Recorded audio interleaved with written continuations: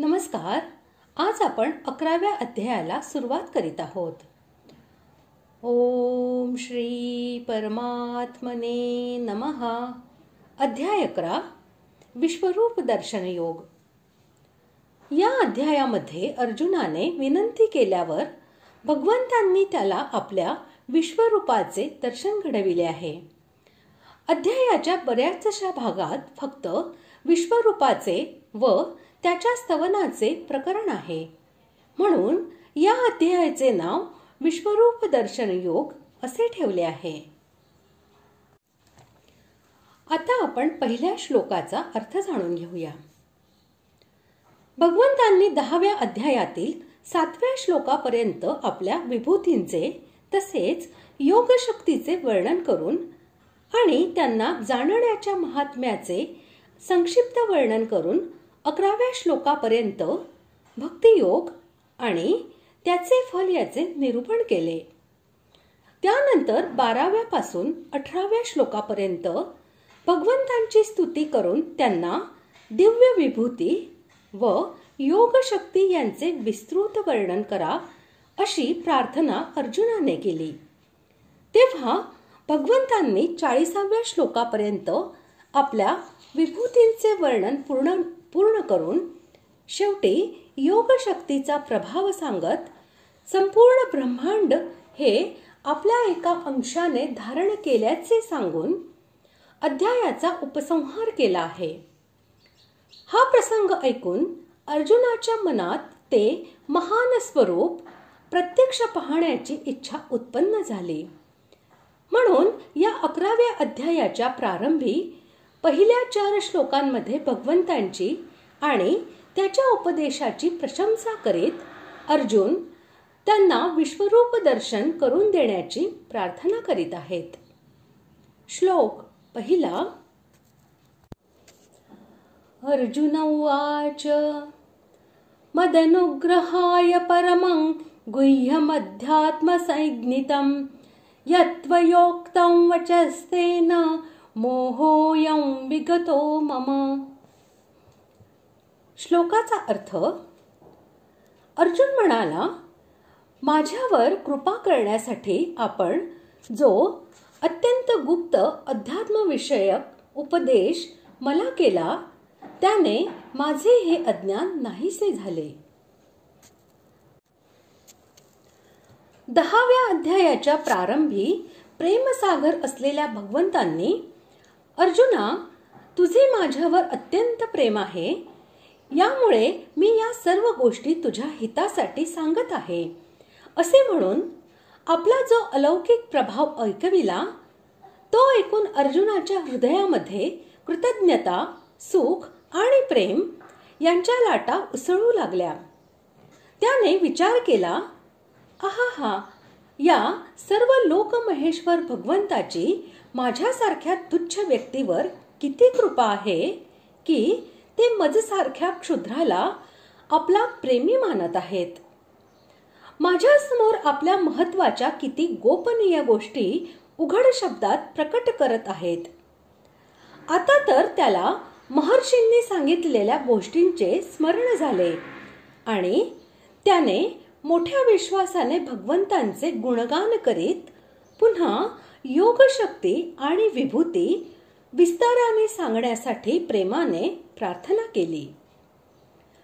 भगवंतांनी प्रार्थना ऐकली आणि आपल्या विभूतींचे तसेच योगाचे संक्षिप्त वर्णन ऐकविले. अर्जुनाच्या हृदयावर भगवत कृपेचा शिक्का बसला. भगवत कृपेचे अपूर्व दर्शन झाल्यामुळे तो आनंदमुग्ध झाला.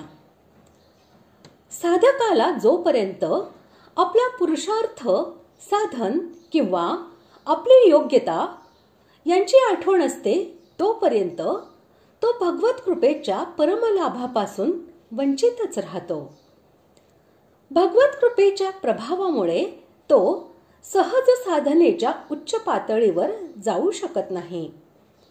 परंतु जेव्हा त्याला भगवत कृपेमुळेच भगवत कृपेचे भान होते आणि जेव्हा तो प्रत्यक्षतः समजू लागतो की जे काही होत आहे ते सर्व भगवंतांच्या अनुग्रहामुळेच होत आहे, तेव्हा त्याचे हृदय कृतज्ञतेने भरून येते आणि तो एकदम म्हणू लागतो, आहा, भगवंता, मी कोणत्याही प्रकारे योग्य नाही, मी तर पूर्णपणे अनधिकारी आहे.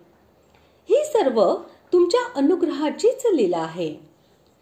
अशाच कृतज्ञतापूर्ण मनाने अर्जुन म्हणत आहे की, भगवंता, तुम्ही ज्या काही महत्व व प्रभाव यांच्या गोष्टी सांगितल्या त्याला मी पात्र नाही. तुम्ही माझवर अनुग्रह करण्यासाठी हे परम गोपनीय असे आपले रहस्य मला ऐकविले. मदनुग्रहाय या पदाच्या प्रयोगाचे हेच तात्पर्य आहे. 10व्या अध्यायातील पहिल्या श्लोकात भगवंतांनी जी परमवचने पुन्हा सांगण्याची प्रतिज्ञा केलेली आहे आणि त्या प्रतिज्ञेप्रमाणे 11व्या श्लोकापर्यंत भगवंतांचा जो उपदेश आहे, तसेच त्याच्यानंतर अर्जुनाने विचारल्यावर पुन्हा 20व्या पासून 42व्या श्लोकापर्यंत भगवंतांनी आपल्या विभूतींचा आणि योग शक्तीचा जो परिचय दिलेला आहे, त्याचप्रमाणे 7व्या पासून 9व्या अध्यायापर्यंत विज्ञानासह ज्ञान सांगण्याची प्रतिज्ञा केली आहे. भगवंतांनी आपले गुण, प्रभाव, ऐश्वर्य आणि स्वरूप यांचे तत्व आणि रहस्य समजावून दिले आहे. त्या सर्व उपदेशाचे वाचक येथे परमम, गुह्यम आणि अध्यात्मसंज्ञितम या तिन्ही विशेषणांसह वचः हे पद आहे.